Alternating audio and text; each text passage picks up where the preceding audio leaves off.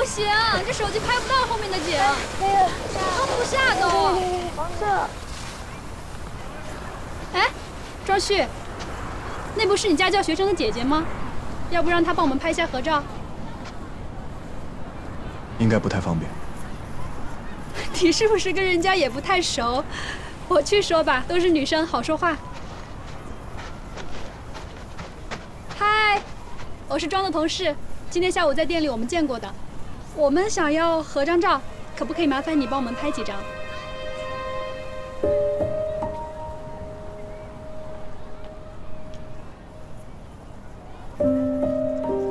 哦，好。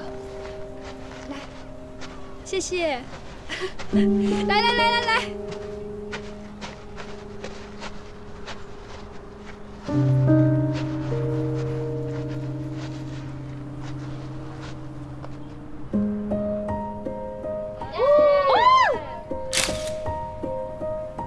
不好意思，太冷了，我刚刚没拍好，再拍一张吧。再来一个。没事。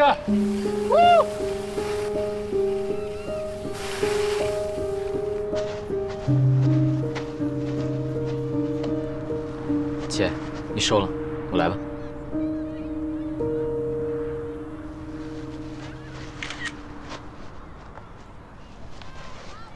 你的手机。谢谢。来看一下，选好了，我马上要发了。钟哥，麻烦你帮我跟我姐也拍几张照片吧。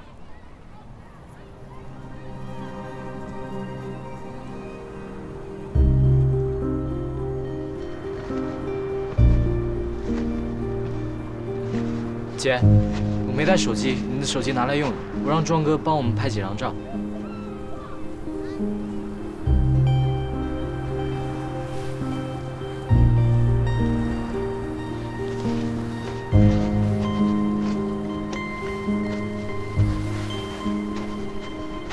来。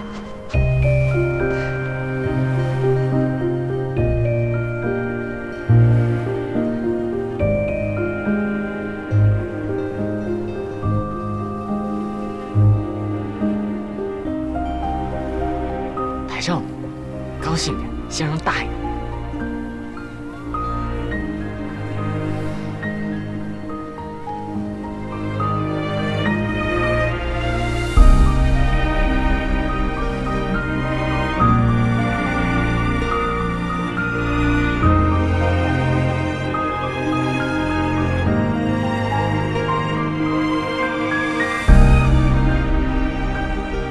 钟哥，好了吗？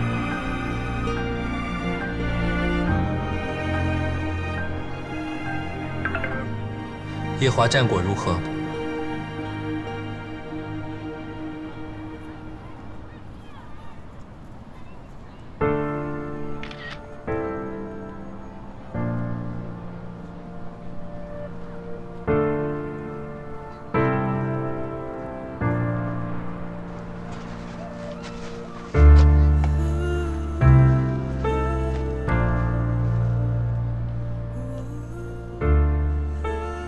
照片没问题的话，你先走吧。钟哥，等一下。却总差一步到达。你假装笑容无恙。有件事情我想问问你。什么？前几天张阿姨告诉我，暑假的时候你去我家找过我，是有什么事吗？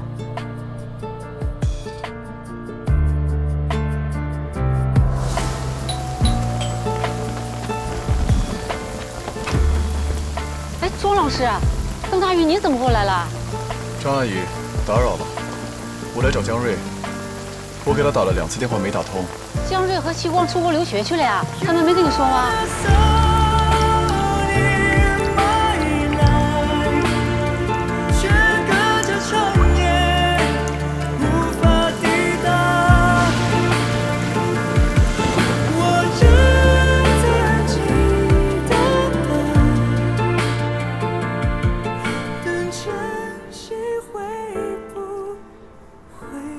已经过去了，那我不用告诉我姐了，对吗？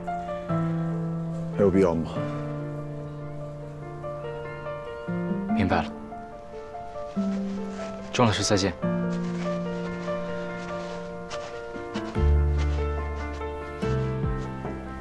你刚刚和他说什么了？问了几句庄飞的事，没什么。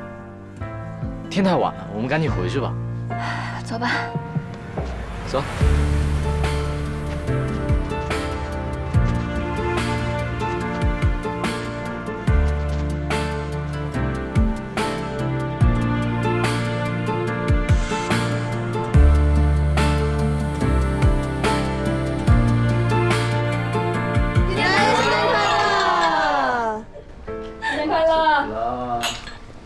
搞什么呀？这边 KTV 居然会满员。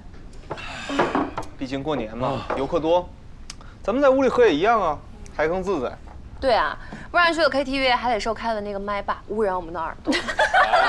说话注意点儿，说不定哪天我不能进入民工，去当歌星了。哦，到时候你想救你都难嘛。哦，到时候我手上有你第一手黑料，我随便咳嗽一声，你就能麻溜滚回来请我吃饭。喂，你别瞎讲啊！我一生光明正大，哪里来的黑料？太没有黑料！哎，上回在那边说他心痛，上次我的头毛全割了，全给他录下来了，就这个。说真的，Kevin，我觉得你出道还不如装出道靠谱。我们方向不一样。他是 idol，我是歌王。哎，不过庄旭，我们可以搞个组合，叫什么？华亚双子星，棒啊！你这个名字一取，我瞬间就颓了，再也不想出道了。华亚双子星，咱喝酒多无聊啊，咱玩点小游戏。行啊，打扑克还是德州？真心话大冒险。哎呦，我也要掌握你们的黑料。你这个都玩腻了，你从小对他表白被拒绝过几次，这我们都知道了。这不是还有新人吗？原来是冲我来的，你怎么知道一定能撞到我？总有几率吗？我反正底细早被扒光了，已经无所畏惧。可以啊，玩这个，开始，来。那开始啊，规矩就不用多说了吧？我们这是温和版，不想说不想做，喝酒就行。OK， 行。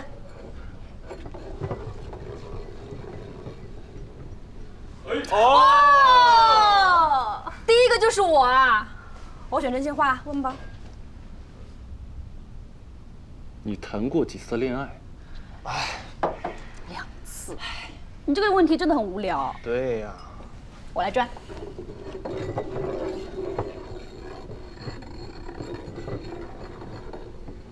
哦！真心话。问狠一点的。你谈过几次恋爱？你们这就不无聊了。对呀。没有。啊？哎，我不相信。为什么？新问题，下一次。快转。快转。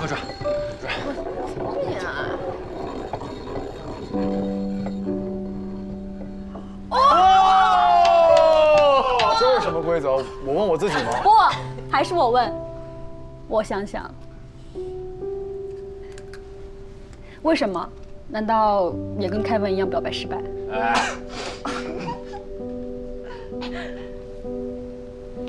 这难道不是2个问题？太精了吧！那我改。你有没有喜欢的人？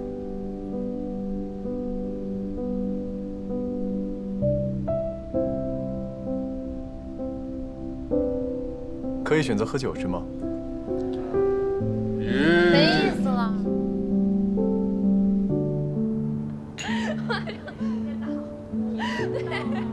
我看他喝的，喝成这样子，他们2个还要比拼，也不让谁比拼。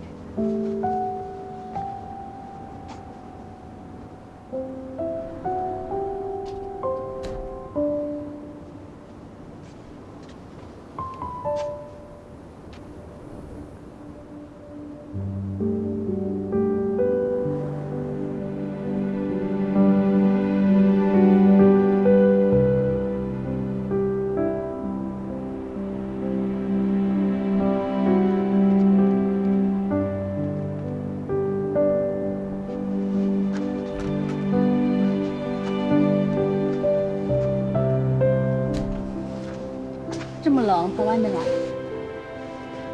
喝多了，里面太热了，有点晕。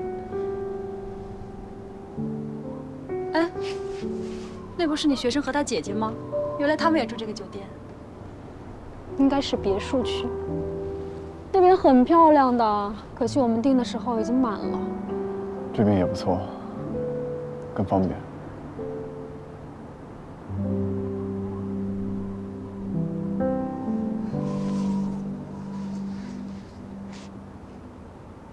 其实我今天有点尴尬的。为什么？在雪场的时候啊，我以为你和你学生的姐姐不熟，跑上去问她能不能帮我们拍照。但是看你们后来的样子，我感觉你们应该有故事。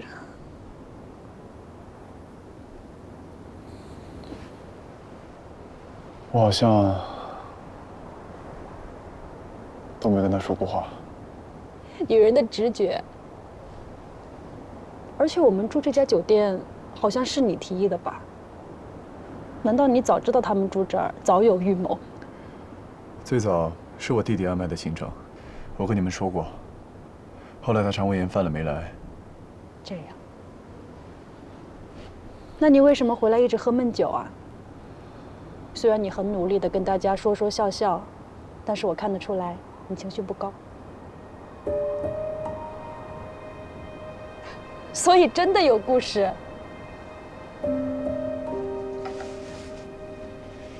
其实如果真的喜欢，你就放开手去追嘛。一个人喝闷酒干什么？我要是你，我就直接把人约出来。哦不，刚刚他们路过的时候，我就应该直接朝他们大喊一声。没什么故事。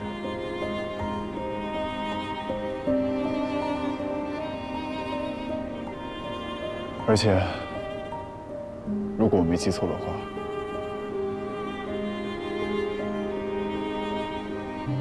她好像有男朋友。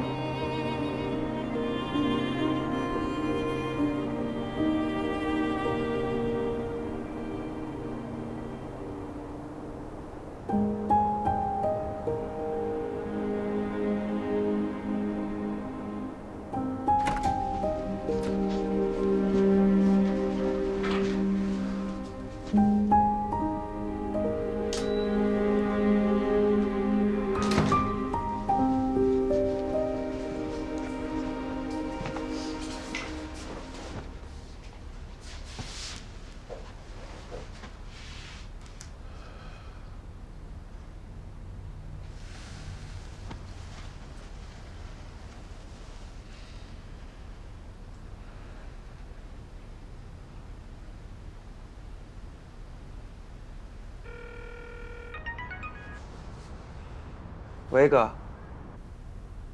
肠胃炎好了吗？好了，我今天跟妈妈去姑姑家吃饭，已经完全没事了。就是太不巧了，害我错过了长白山。可以下次再来，在国内很方便。同事们是因为我选择来长白山，所以我不能不过来。我知道的。哎，哥，你跟同事在长白山好玩吗？有没有遇到什么好玩的事儿？能遇见什么好玩的事儿？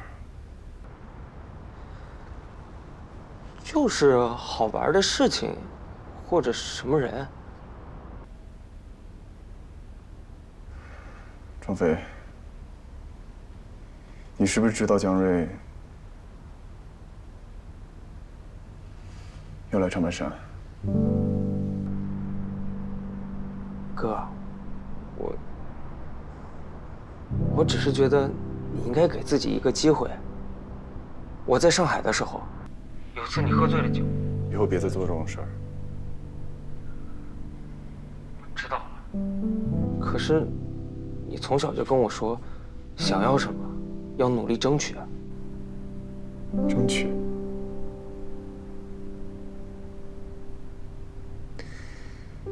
怎么争取？他已经有男朋友。啊？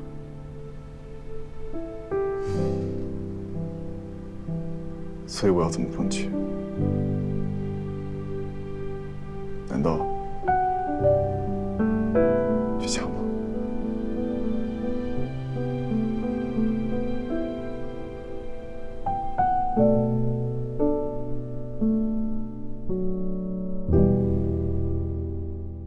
回来了。哦，终于活过来了，外面太冷了。怎么现在才回来呀？问江瑞啊，还完了非得带我去商业街吃小吃，还吃了2家，还不是为了让某人开心。哎，这是干嘛的？我们明天不也是滑雪？小胡帮我们租的装备。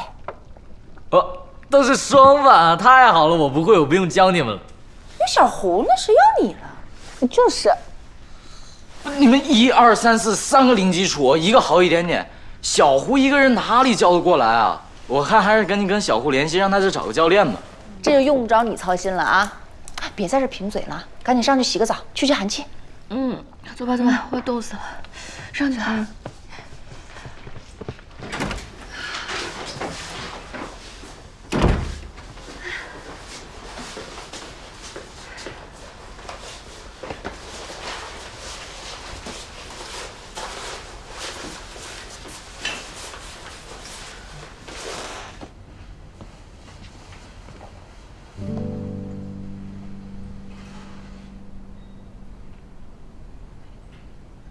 你为什么叫庄旭给我们拍照啊？我也没多想，就觉得我们的手不能白动，是吧？也得让他动一下。当时我恨不得旁边有个大帅哥呢，叫庄老师给我们拍一下。你怎么连称呼都开了？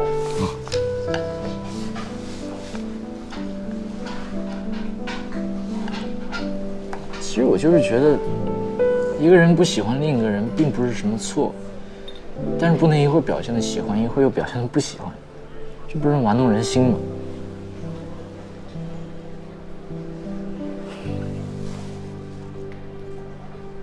所以以前表现出来的喜欢，只是一厢情愿的误会而已。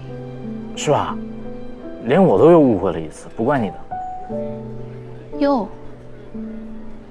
啊，口苦，那赶紧吃，吃完我还想去吃烤串呢。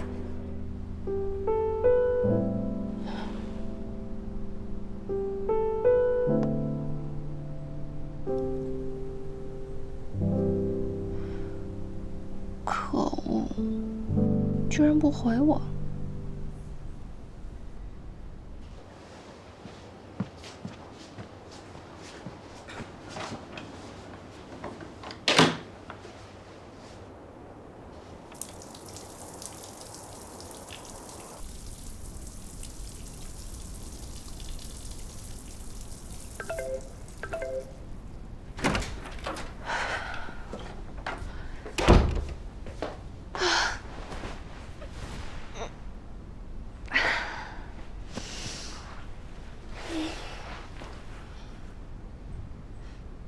好像是这座。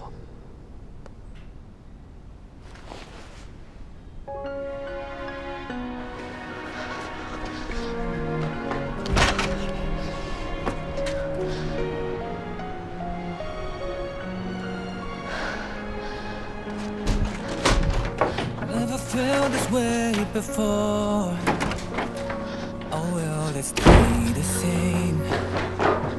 Though the seasons change and life gets in the way. Oh, this time you're in my mind. I'll dream of when I hold you every day. When it won't be a scene that fades away. We'll find a way back to when. Through all the times we were getting through and learned we're meant to be. Would we ever be close, you and me? Wherever you are, whatever you want, don't hesitate to call me, just let me know. I hope you'll never forget. My heart is only you. Every moment of every day, our love's gonna find a way.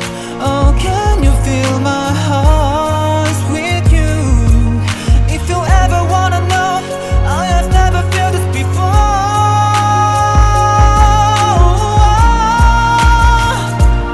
Would we ever be close, you and me? 你怎么会在这里？看不出来吗？我从江南追到了长白山。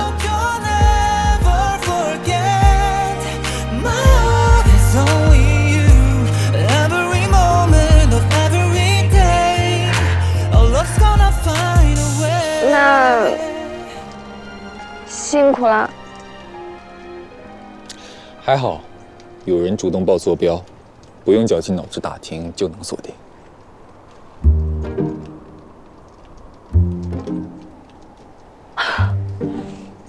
怪不得昨天你说谢谢我，原来是早有预谋。姐，这谁啊？你弟弟。对。姐，怎么会有人大半夜的跑到这里来找你？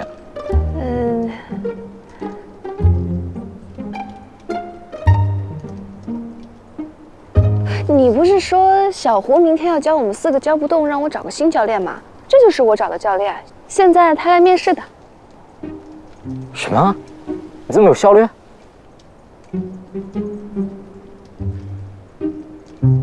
对，我是滑雪教练，你们叫我林哥就行。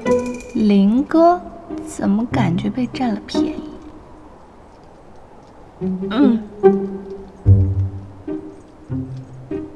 人这是小雪人是什么？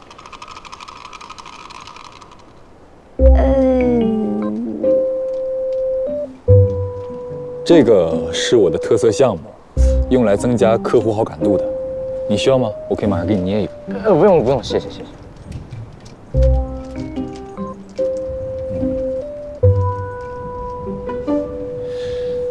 那就这么说定了。明天我来接你们去雪场，大概几点出发？等一下，不对，我只是骗江瑞玩而已，怎么把他弄成真的了？我是不是搬起石头砸自己的脚了？那个面试不合格。也不是。那是件事。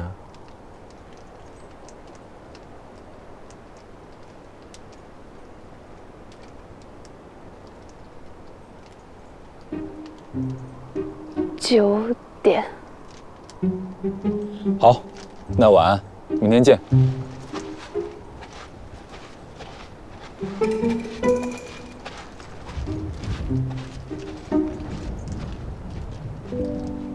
那真的是教练？我总觉得好像不对。哪里不对？教练长那么帅呢？我还以为你要说什么呢。听着也没有东北口音啊，不像本地人。那也许是外地人到这里来谋职呢。哎，你这个小雪人怎么跟你昨天的照片这么像？东北不都是这种打扮吗？这雪峰顶上有个餐厅，蛮不错的。我们累了可以在那儿喝个咖啡，休息一下，看看风景。好主意。回来了。一入住就迫不及待的出去了，去干嘛了？找了个临时兼职。什么兼职啊？说来听听。教练，教人滑雪。这边时薪多少啊？洛叔，你提醒我了，我忘记谈薪水了。你真以为他去当教练啊？这么说，你连人家父母都见过了？没有，所以明天只是以滑雪教练的身份出现。我早知道你来长白山有目的，只是不想揭穿你，没想到这么没出息。女孩的照片可以给我看看了吧？算了，还是等我有出息吧。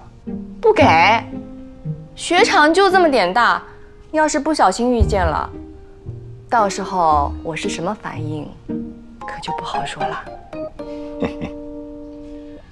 根据我学生的水平，我的教学工作主要在中级道附近展开，跟你们高级道选手遇不上。好了，着什么急呢？早晚都能看得见。谁说不是呢？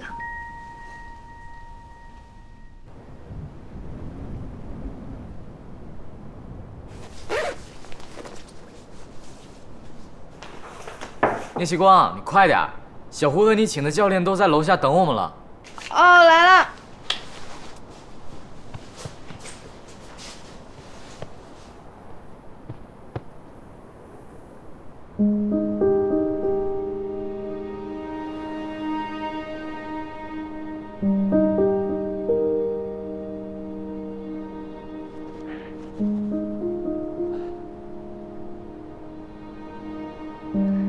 来了。哇，好美呀！给我拿着吧。好，慢点。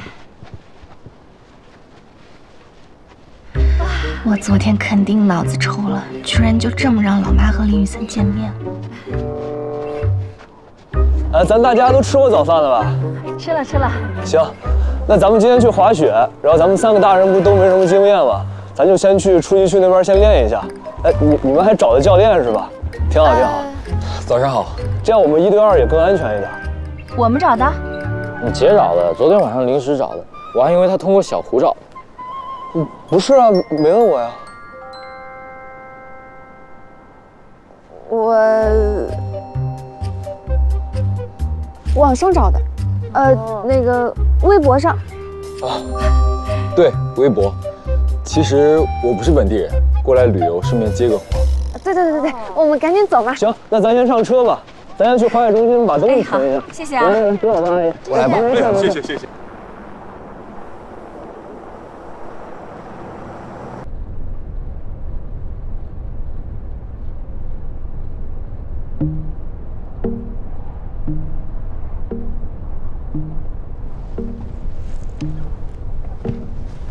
慢点去吗？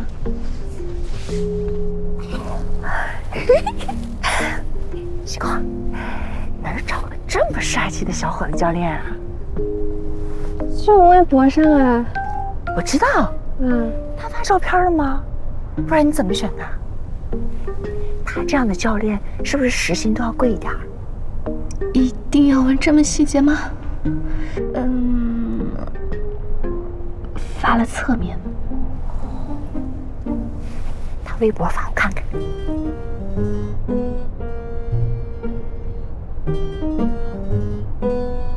舅妈，舅舅在等。我就是问问西光，咱新教练是不是今天都跟着我们？时薪怎么算的？之前在网上跟小聂说好，看教学质量再给钱，教不会就算了。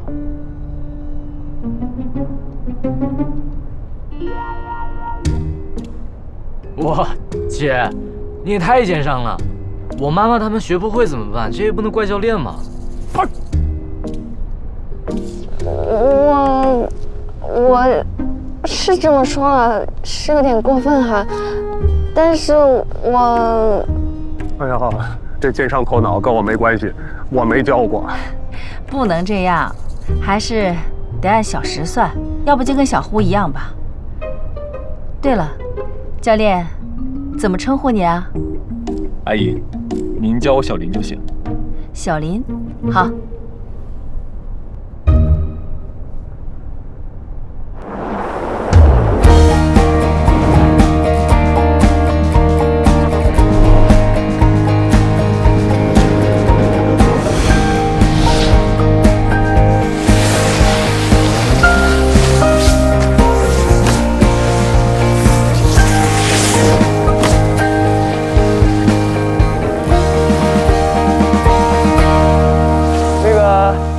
先把这个最基础的东西学一学吧。那个叔叔阿姨是第一次滑，入门就由我来教吧。好，小聂有基础，就让林教练来吧。没问题。小林，你不教我们呢？也可以换换。不行。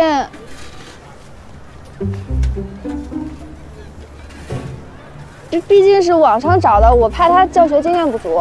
没事吧？对，我们就让小胡教我们就行了。啊，行，那咱们就先开始吧。咱们的第一课就是先学习如何穿这个雪板。大家看到这个雪板上面有这么一个卡扣。怎么回事？什么叫换换也行？渴望进步的话，走一下长辈关系不是很正常？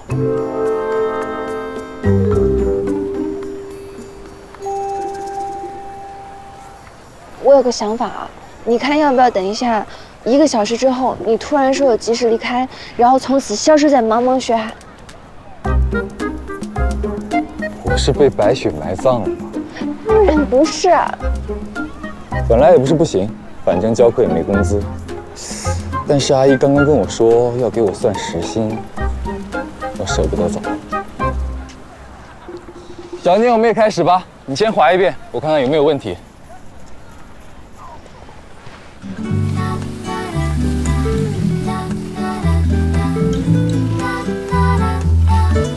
你靠近那一瞬间，风都变得有点甜。我假装在看旁边，其实心思全被你发现。咖啡冷了一点。你今天早上起来小腿是不是有点酸？你怎么知道？你的姿势要调整一下，你在用小腿发力，而且重心有点后倾。你说对，我好像是这样。我有点怕摔，所以重心反而不对了。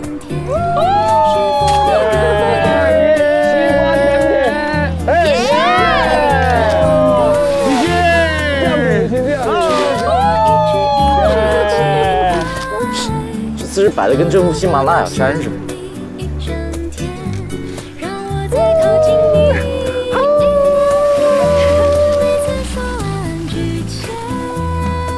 哎，你们看来都不需要我了是吧？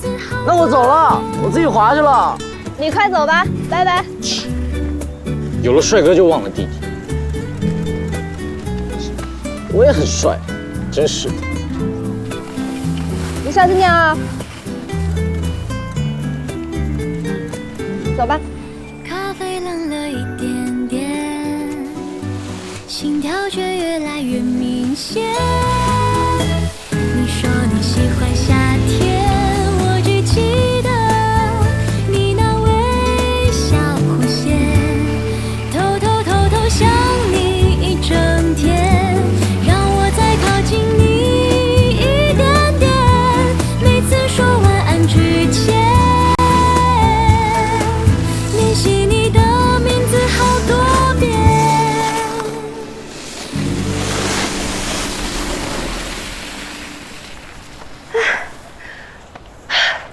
我感觉我找到感觉了，有点像御剑飞行。那我们上初级道试试。要不我还是再练2圈吧。我不想当鱼雷。虽然以前滑过初级道，但是我早就忘了。而且我记得每次下缆车的时候，我都要摔跤的。这边的初级道我没滑过，我先去试试坡度和雪况。你自己在这里先休息一会儿。好，注意安全。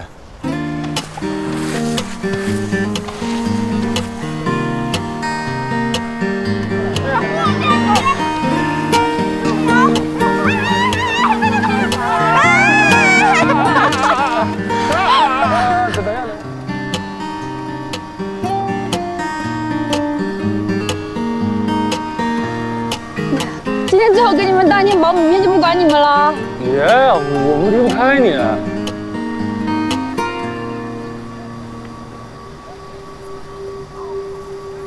张轩，你学生姐姐好像在前面，就是昨天帮我拍照那个妹子。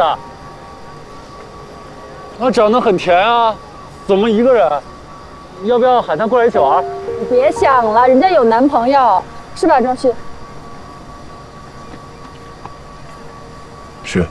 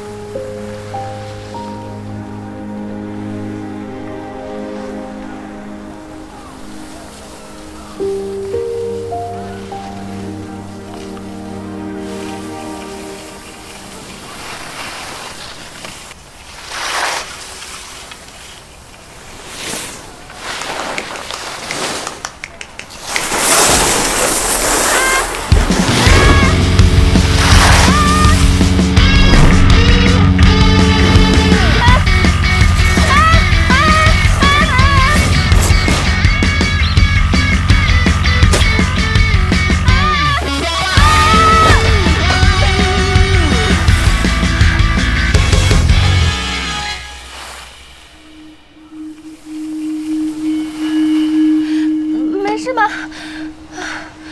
不是说不当鱼雷？我没有撞坏你吧？你撞我就算了，怎么还攻击我？你的质量和刚刚的速度，还不足以把我撞坏。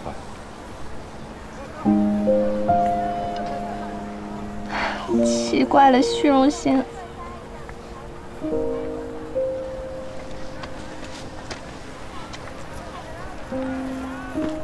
怎么样啊？这边的初级道懂吗？很平缓，你完全可以滑下来。那我们走吧。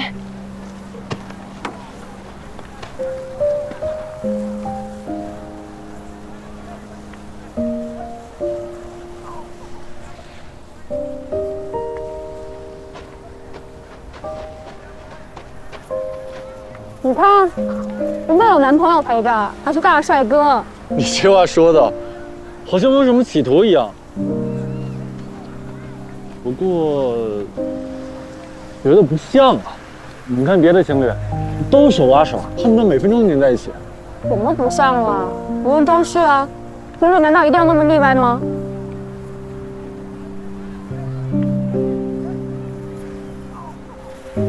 我也不清楚。刚刚接住那瞬间多浪漫啊，简直就是我想象中的画面。可惜，目前我才是能接住你们的人。走了，我们也去初级道练习。走。我去中级道。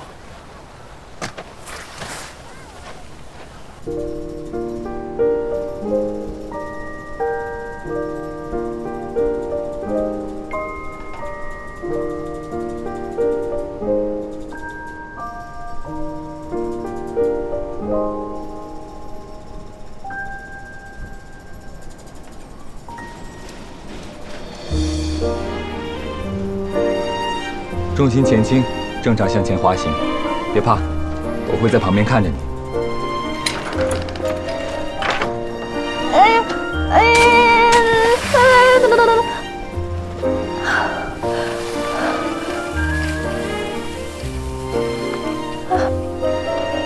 你看，我就说我下来会摔吧。多练几次就不会了。总不能每次都这样抱着我下来吧？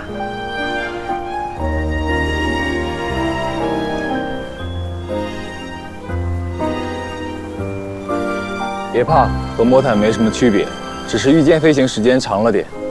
我会在你旁边看着你。出发。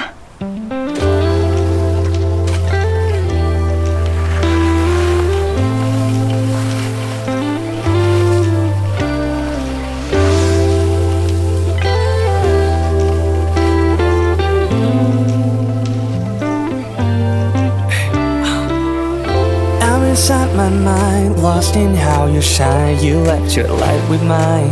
I can't get over the way that you leave me be. Don't leave it up to me, oh it ain't hard to see that you're everything I need now. Baby, I don't wanna forget. You are breaking down my walls, and I'm about to risk it up for you. I see that 你别拍，别拍！江润说我滑得像阳澄湖大闸蟹，你笑什么呀？很正常，毕竟都是江苏的。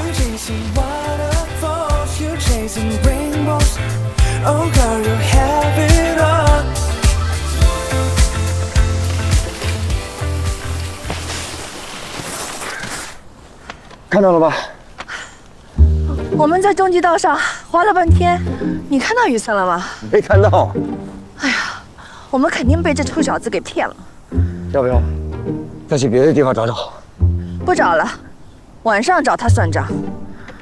喂，姐。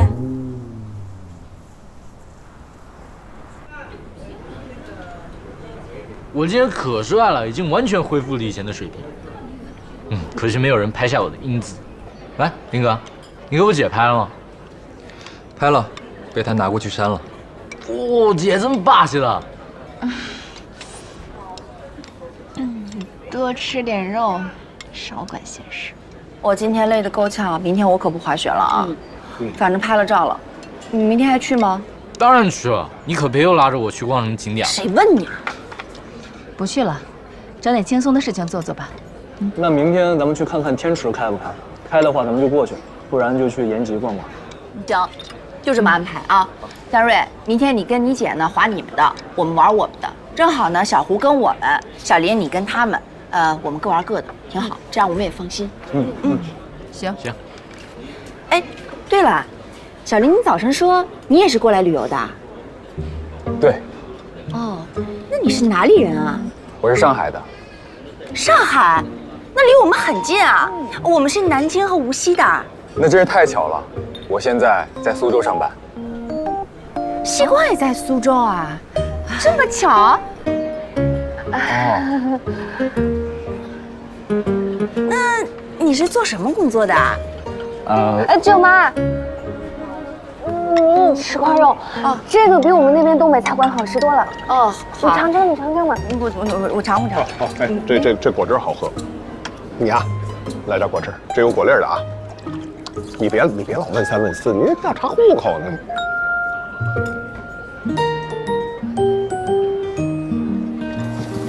哇！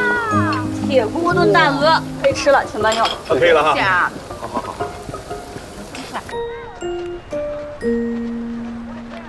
哎伟，那真不错，你去滑滑啊！哎呀，别了，我都多大岁数了，真是。这跟岁数有什么关系啊？那个冰雕不错，拍张照片。这儿，咱们得留个纪念啊！快去，摆个造型啊！这儿行吗？来，可以，1、2、3，换一个姿势。老骆，啊，你看那个人，谁在里面？臭小子，总算让我逮到了。哎，你慢点。大家多吃点啊，别的地方的豆角真没这口感。这还真是没这么糯啊！来，多吃。好吃。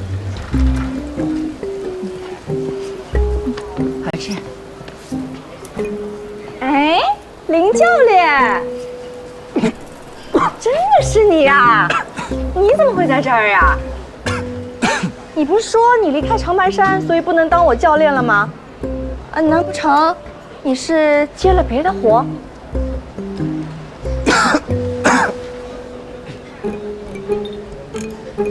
林雨森又不是真的教练，肯定不会接别的活。那这个阿姨难道是？林教练啊，你得跟我解释解释，是不是别人给的薪水比我高啊？妈，罗叔，这回我可帮不了你啊！你妈今天在中街道找了你半天。小林，这是叔叔阿姨，这是我妈和洛叔，他在跟大家开玩笑。哦，没事。原来如此。妈，洛叔，这是我同事西光和他妈妈、舅舅一家，这是导游小胡，你好。啊，你们好。同事。姐，你骗我哈！你就把我这么活生生的卖了？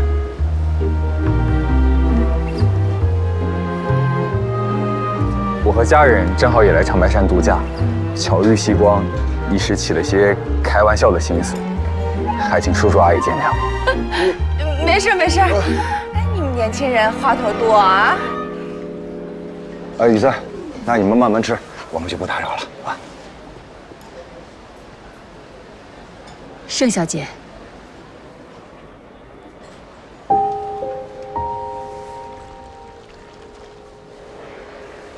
你是江云。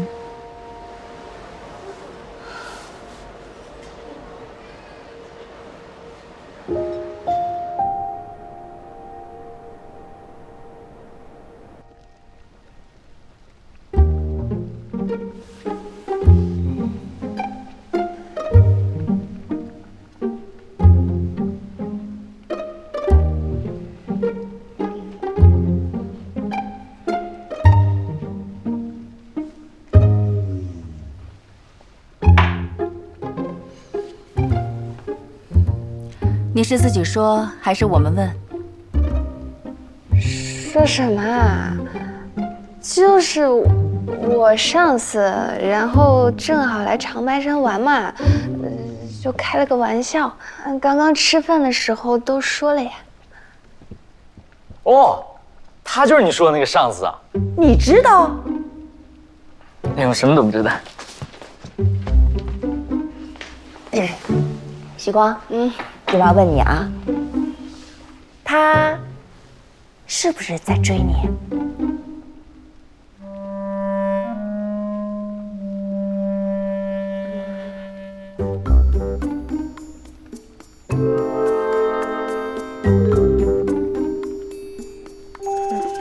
好啊，我都……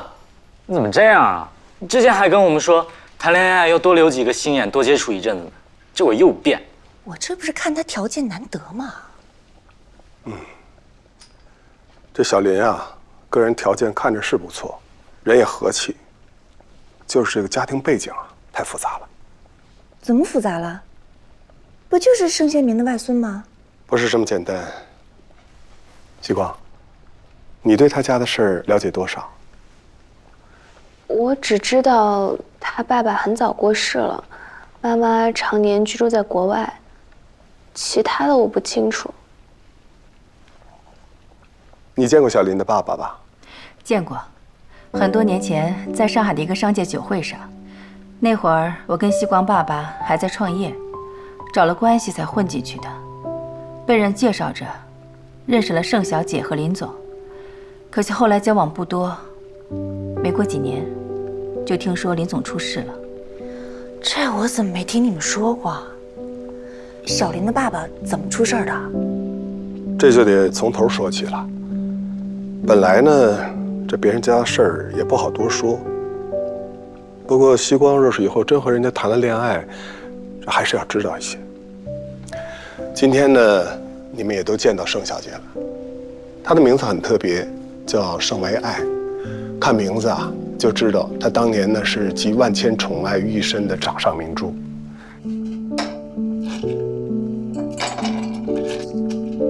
我第一次见江云夫妇是在一次酒会上，我跟你爸爸一块儿去的。那时候啊，他们还是个小公司，但是在人群中他们最显眼。聂成远，是叫这个名字吧？是。聂成远这个人长得很出色，但是呢，热情过度，夸夸其谈，我对他印象一般。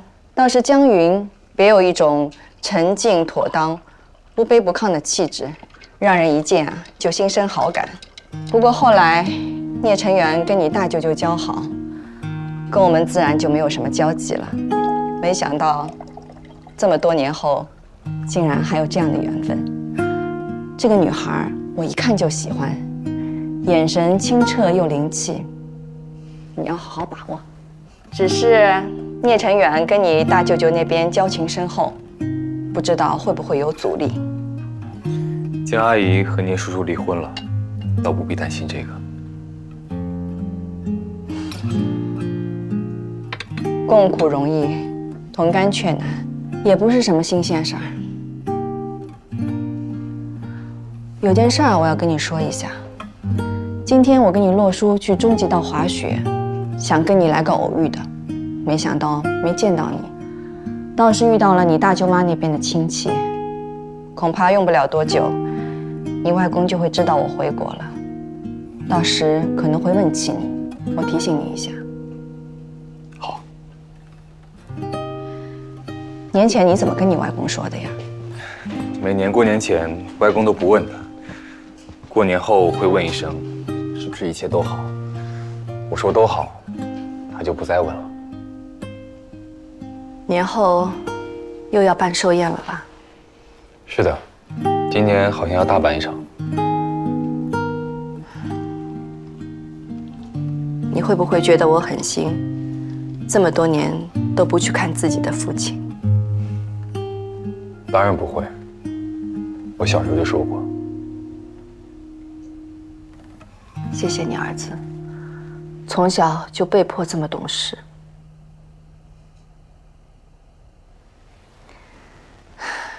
你终于也要谈恋爱了，顺利的话，马上就会有自己的小家庭。妈妈悬着的心，终于可以放下了。我不谈恋爱也身心健康，你不用悬着心。那可不一样，你感受不到吗？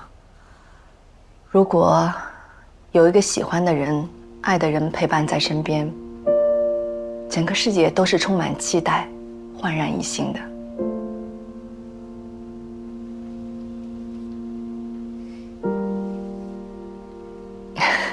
我好像从来没有跟你说过我跟你爸爸年轻时候的故事，想听吗？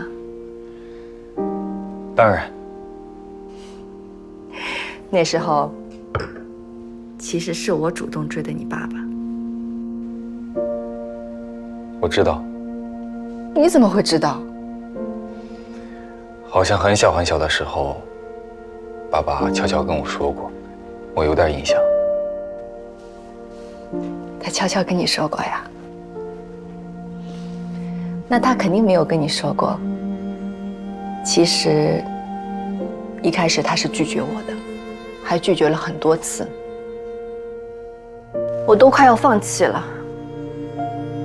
可有一天下大雨，我摔了一跤，那天的雨下得好大，我都看不到几米以外的人，他跟我隔着得有20-30米远，就这么冲了过来。我就彻底放不下了。我问他：“你明明喜欢我，为什么要拒绝我呢？”他给了我一个很老土的理由，觉得配不上我。我当然不能接受这样的理由了。那时候我可有自信了，觉得只要相爱，一切都不是什么问题。后来的一切也的确很顺利。我们恋爱、结婚，生了你。你爸爸为了证明自己，废寝忘食，拼命的工作。可是因为太出色了，引起了一些人的忌惮。最后他们联手做局，让他出了纰漏。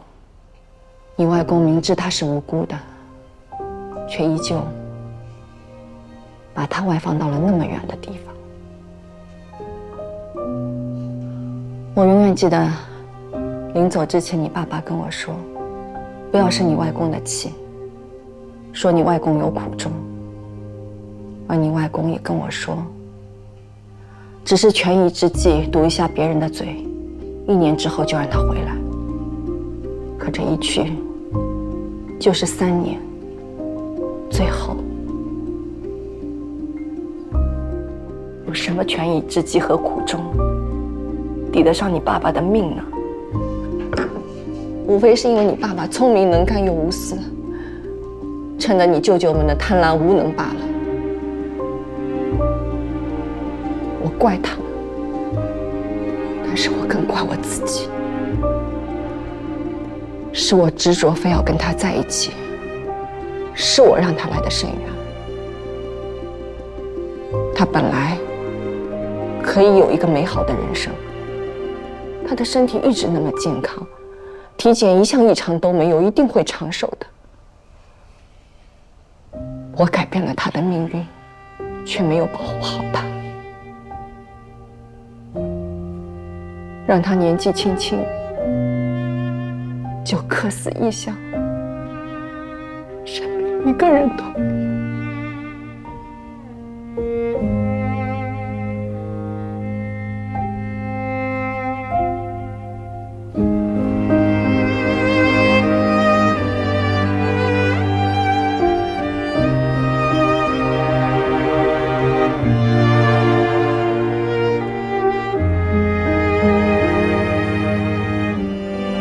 可他们都是我的亲人，我能做什么呢？我只有惩罚我自己。我没有办法当做一切都没有发生过，还当他们的好女儿、好姐姐，装作和和美美，享受天伦之乐。而你的爷爷奶奶却在花甲之年痛失至亲。白发人送黑发人，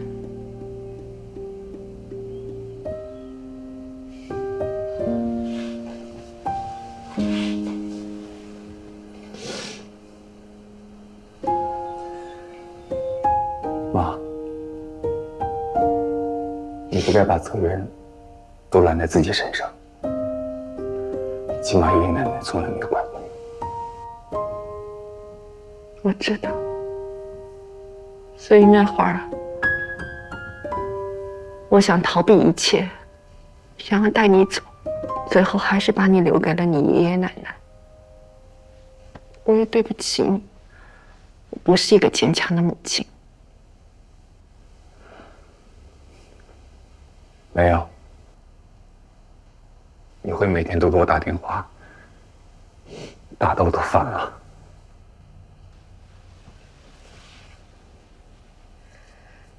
每年寒假、暑假来瑞士，是不是也嫌烦呀？不，那是我小时候好好学习的动力。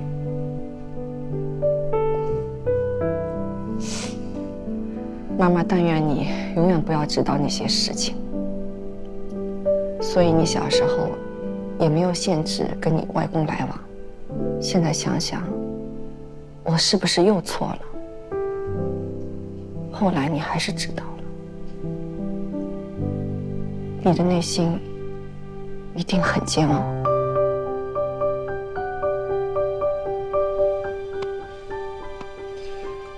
爷爷奶奶也从来没说过。直到去世的时候，你们只是想让我不带着仇怨长大，有个完整的童年。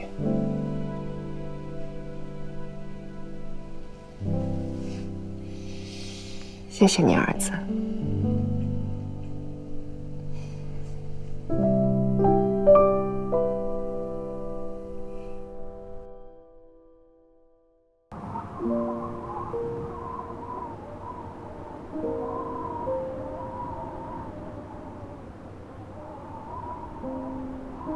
林玉森平时看起来那么豁达洒脱，原来小时候经历了这么多，连妈妈都不在身边。那几年呢，盛家势头很猛，然而这么一来，那几个儿子的风头却被小林爸爸盖住了。也不知道盛远内部发生了什么，林总呢就突然被派遣到国外去开拓市场，好几年都没回来。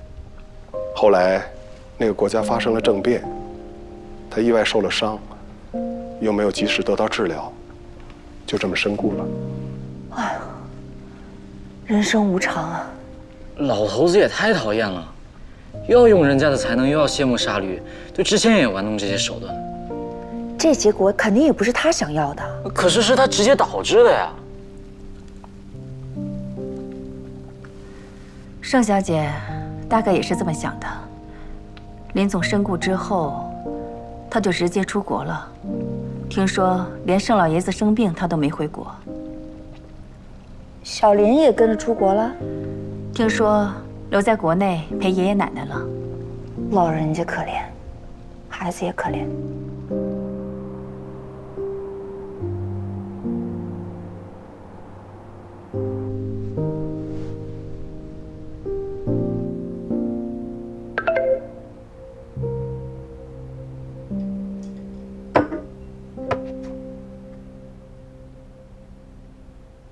还没等到结账你就暴露身份，你没钱拿了。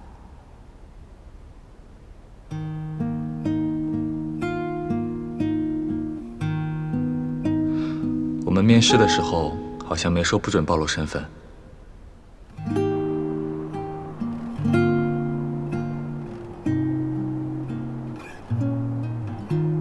现在加上，你真的很过分，都不跟我沟通下就自爆。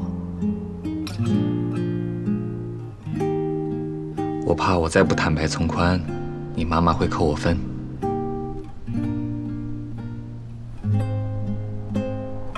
所以你就不顾道友死活？我道友让我上岗当教练的时候，也没通知我。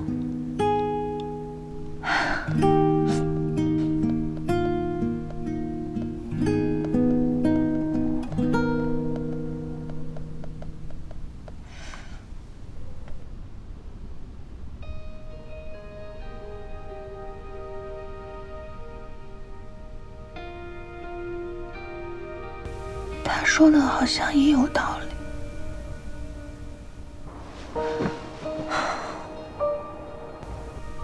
什么时候开始，我和他这么不讲道理了？